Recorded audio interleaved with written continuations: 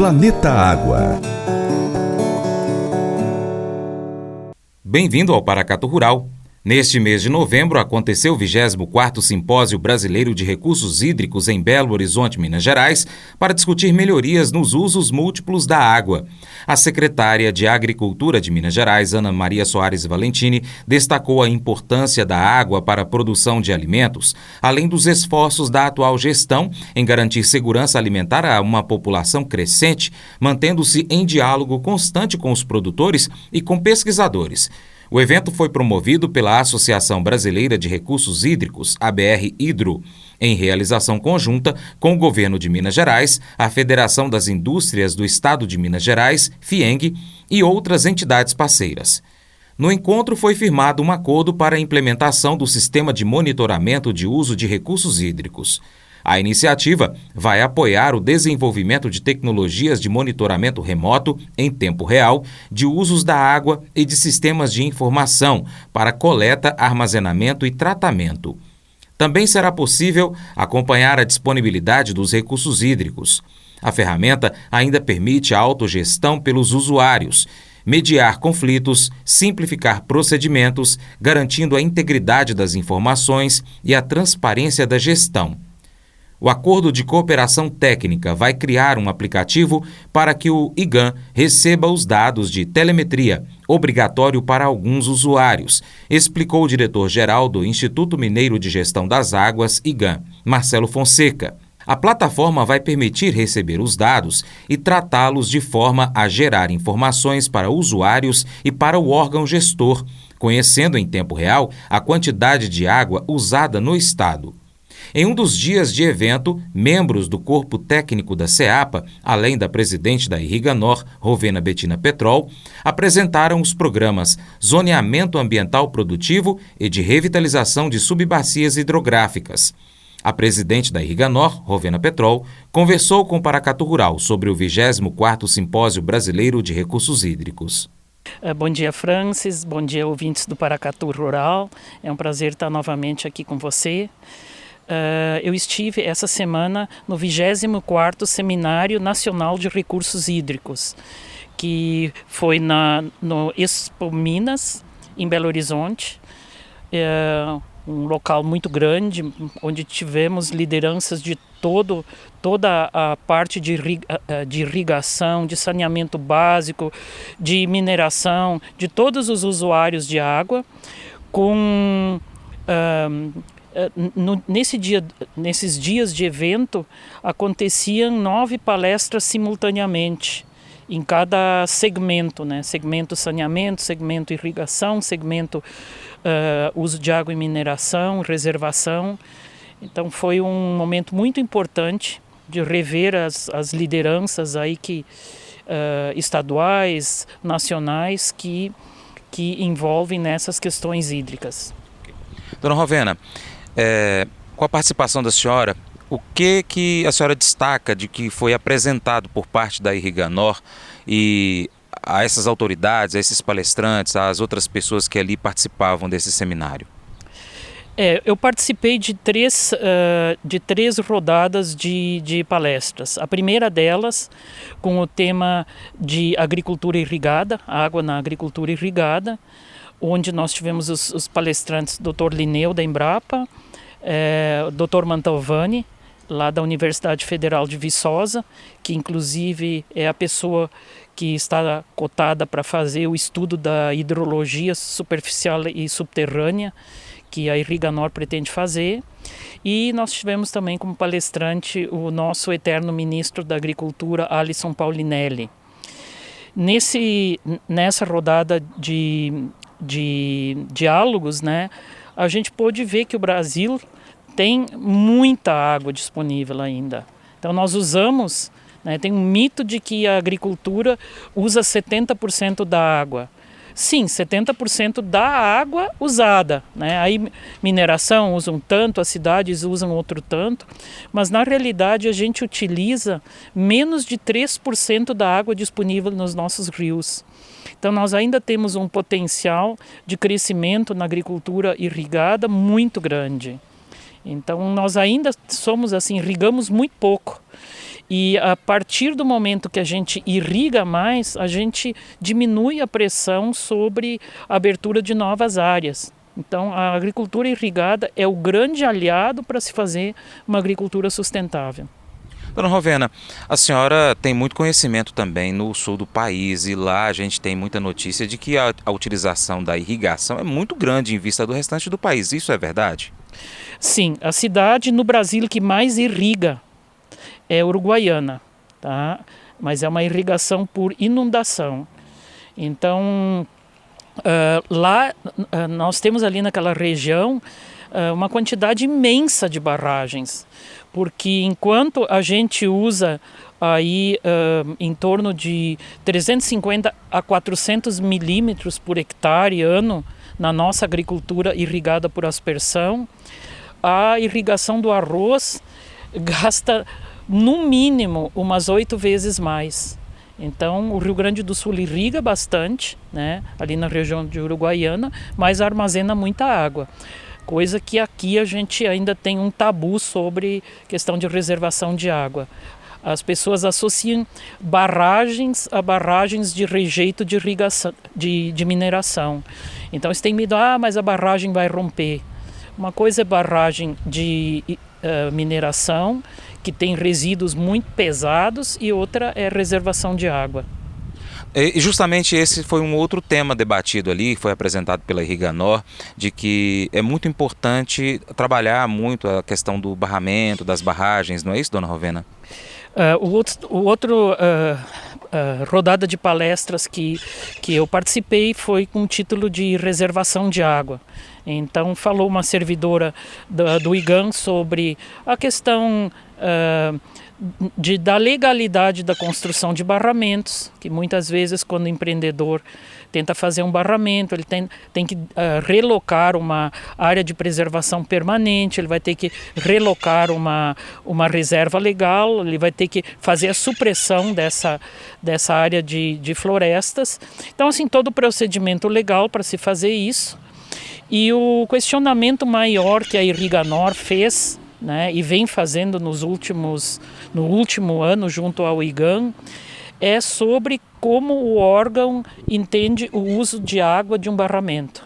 Então, assim, atualmente o IGAN ele determina, quando ele dá a outorga de uso de água de um barramento, ele determina quais são os dias, quais são os meses que você pode usar essa água, independente de saber se o barramento está cheio ou não. E a Irriganor entende que se um empreendedor fizer um barramento, se ele respeitar o volume morto, que é aquilo que precisa ficar de água para os peixes, para as aves, né, que existe um critério técnico para calcular quanta água a gente daquele barramento não se usa, né, para irrigação. E se a gente respeitar a vazão residual, quer dizer, aquilo que o barramento tem que entregar para a bacia de água, nós deveríamos ter liberdade de usar como a gente quer, né? Se você tem água, não justifica você não poder usar água. E essa situação ocorre muito em todo o noroeste aqui de Minas Gerais, onde nós chegamos no final da seca com os barramentos bem cheios de água. E o certo é a gente chegar no final da seca com os barramentos já vazios. Você realmente utilizou aquela água excedente para a produção de alimentos, geração de riqueza e renda para o país. E nós continuamos esse assunto depois do intervalo. O programa Paracatu Rural hoje é o programa mais procurado pelos empresários do agronegócio para poder colocar propaganda, viu? Então, se você é empresário rural, se você é dono de uma empresa rural, empresa que vende alguma coisa rural, defensivo, sei lá, ração, produtos da roça, pode colocar a sua propaganda no Paracatu Rural, que o seu programa vai ser, a sua marca, ela vai aparecer nos 4 cantos aqui do Noroeste Mineiro.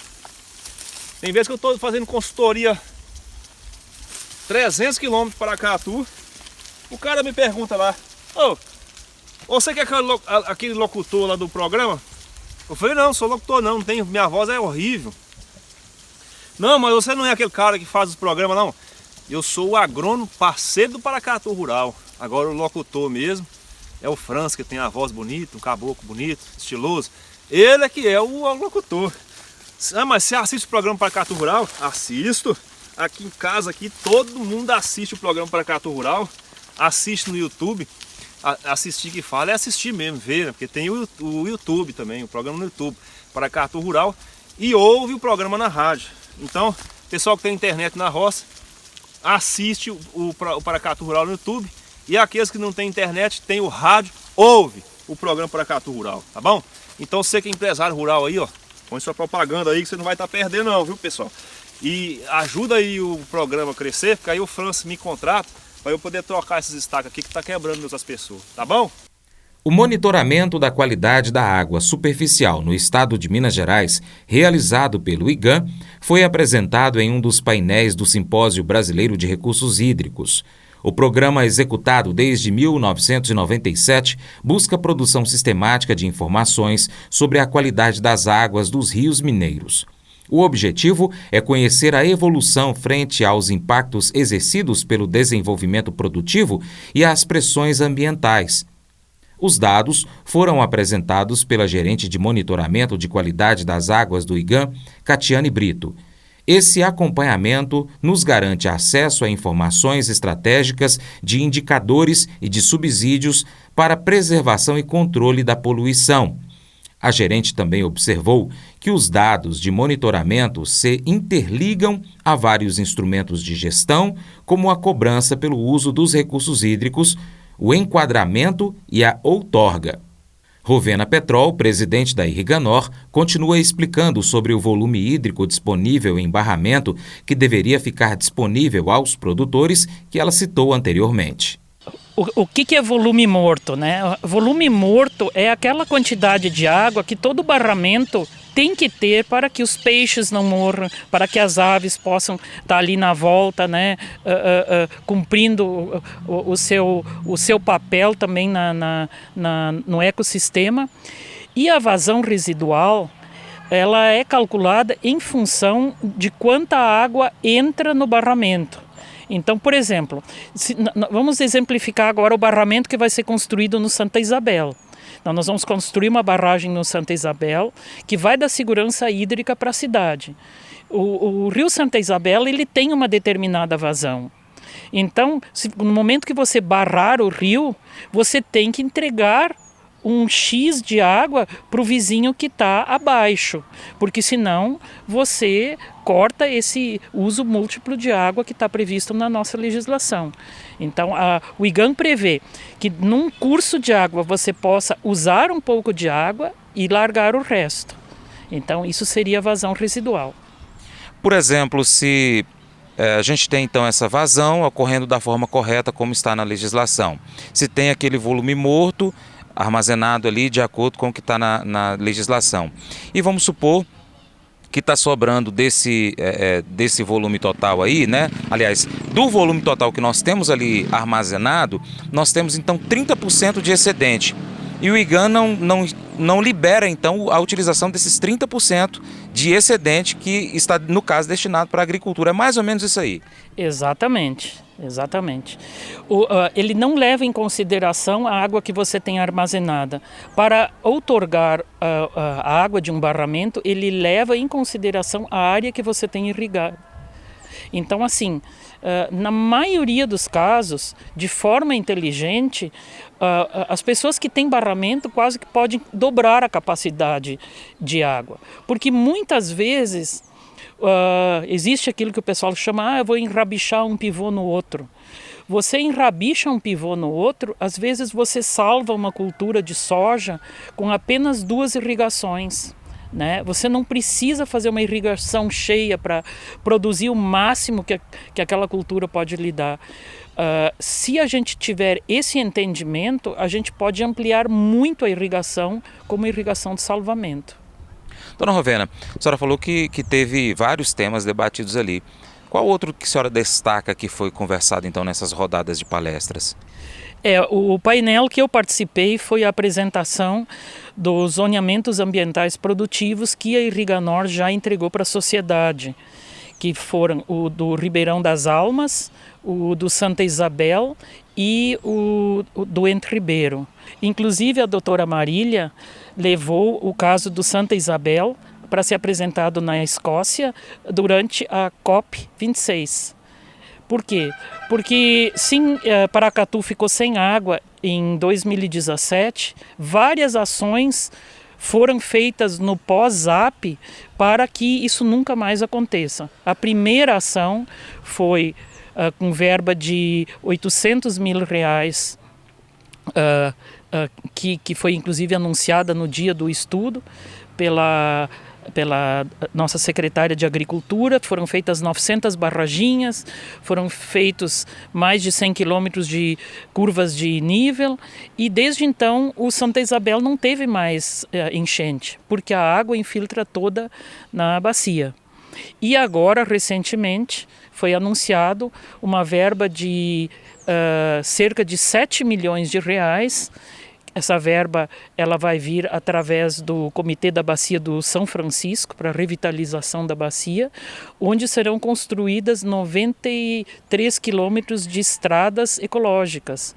Então, assim, aliado ao projeto que a atual Prefeitura de Paracatu tem da construção do primeiro barramento, então nós vamos realmente resolver o problema de água para a cidade de Paracatu e também para os irrigantes.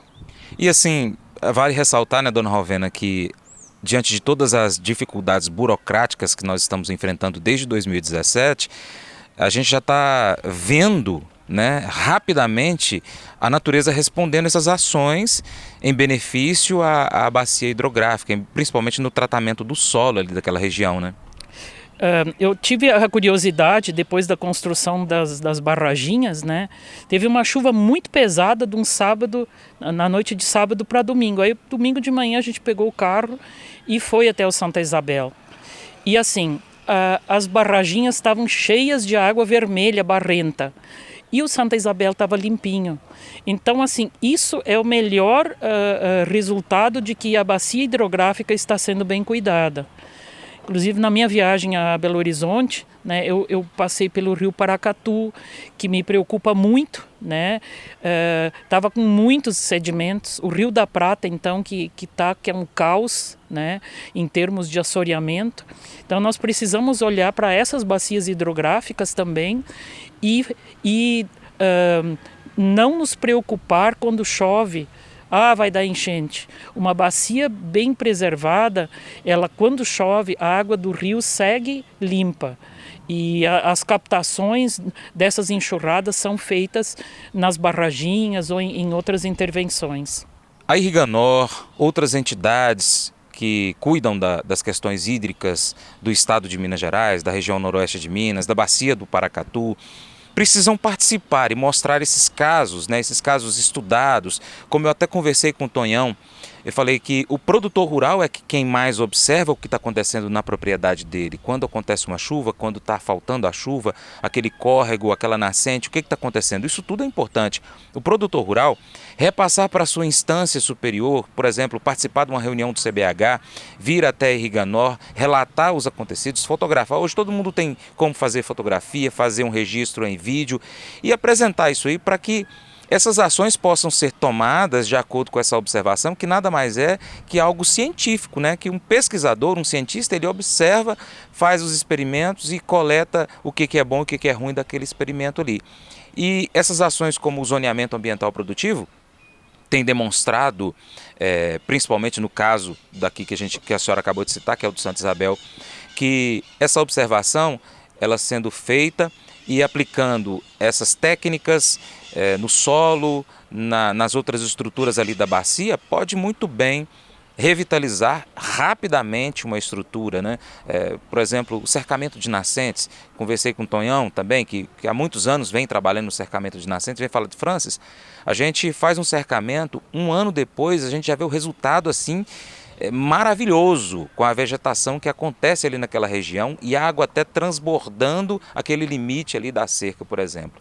Então, diversas ações o produtor rural, junto às entidades, como no caso da Irriganor, podem ser feitas. E a participação dessas entidades em congressos, em seminários, em palestras e mostrando isso para as autoridades, para não é nem desburocratizar, é corrigir a burocracia que está atualmente, que são, às vezes, normas, normativas que foram construídas, feitas, dentro de uma sala que não foi ali feito um teste para saber se aquilo está certo ou está errado. E aí, às vezes, atrapalha um pouco o progresso e atrapalha um pouco até o produtor rural querer ser sustentável e ambientalmente correto. A senhora acha que é mais ou menos dessa forma, dona Rovena? Com certeza, mas assim, a nossa sociedade, ela foi educada mais para competir e não para cooperar. E eu acho que chegou o momento da gente mudar isso. A Irriganor está conseguindo fazer isso, a partir do momento que nós já temos hoje 530 associados que acreditam no trabalho, que cooperam e que eles hoje estão sendo protagonistas de problemas ambientais que não foram eles que criaram. Então, assim, esse é o recado que eu quero deixar, é que cada um seja protagonista também daquilo que pode ser feito. Os produtores, eles estão fazendo a sua parte. E agora, uma das nossas maiores preocupações nas bacias hidrográficas, onde nós já fizemos o zoneamento ambiental produtivo, chama-se chacreamento irregular. Então, assim, eu sei que muitas pessoas, né, o mineiro, ele tem aquela coisa, eu gosto de ir para a roça, mas, por favor, fiquem atentos àquilo que está dentro da legalidade. O que a gente está vendo hoje é loteamentos na beira do rio, onde pessoas compram um sonho, e esse sonho pode se tornar um pesadelo quando chegar uma fiscalização ambiental, porque a fiscalização ambiental ela existe, ela precisa ser cumprida. E assim, a gente hoje está vendo um problema muito grande, inclusive apontado pelo zoneamento ambiental produtivo. Em Paracatu, o menor fracionamento de área rural é de 3 hectares. Então, assim, pessoal, quem está comprando lote de 500 metros, de 1.000 metros, vocês podem ter certeza que vocês vão ter problema no futuro, porque está fora da legislação ambiental local. Mas eu vou dizer uma coisa pra você, viu? Se quiser colocar propaganda sua aqui nesse programa, eu vou dizer um negócio, você vai ter um resultado bom demais, senhor. Isso mesmo, é facinho, senhor. Você pode entrar em contato com os meninos ligando no telefone deles, é o 38, é o 991810123, bem facinho. É muito bom porque aí a sua empresa vai sair dentro de um programa que é ligado aí ao homem para a mulher do campo. É nós que vai estar assistindo e também vai ver sua propaganda. É bom ou não é, só? Gostou do nosso conteúdo? Curta, comente, compartilhe, mande nos grupos de WhatsApp, grupos de Facebook, na sua lista de transmissão, story do seu Instagram, pro pessoal no Telegram. Manda aí para todo mundo, combinado? Seu Paracatu Rural vai ficando por aqui com abraços pros nossos ouvintes, telespectadores e internautas. Estamos na internet no YouTube, Facebook, Instagram, vários aplicativos de podcast, pesquise aí, Spotify, Deezer, TuneIn, iTunes, Google Podcast, Castbox, Overcast. Também estamos no Telegram, é só você pesquisar por Paracatu Rural. Deixamos abraços para você que nos acompanha pelo site paracaturural.com. Estamos de segunda a sábado às 7h45 da manhã na Rádio Boa Vista FM, domingo 6 horas da manhã, também na Boa Vista FM. Abraços para você que nos acompanha pela TV Milagro na antena parabólica, frequência 3.665 MHz. Agradecemos também nosso parceiro Cicobi Crédito Gerais, nossos colaboradores de conteúdo, o Vlamir Brandalize, Joãozinho Grafista, Moacir Naves, Dr. Zopete, a equipe do aplicativo Grão Direto, também do IMET, Marcelo Líderes do IBRAF, Lício Pena da AMIPA, Senhor Benedito Rosa, a equipe do Paracatu Rural, Vantuir e editores, Lohane Marques, nossa redatora, para minha querida esposa Paula, um beijão, te amo, Paula. Até o próximo encontro, hein? Vou ficar esperando você aqui. Deus te abençoe. Tchau, tchau.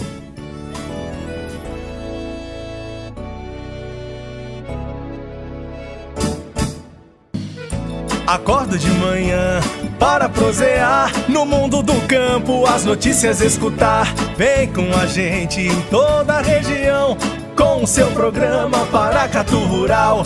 Tem notícias, informação e o mais importante, sua participação. Programa Paracatu Rural. Programa Paracatu Rural.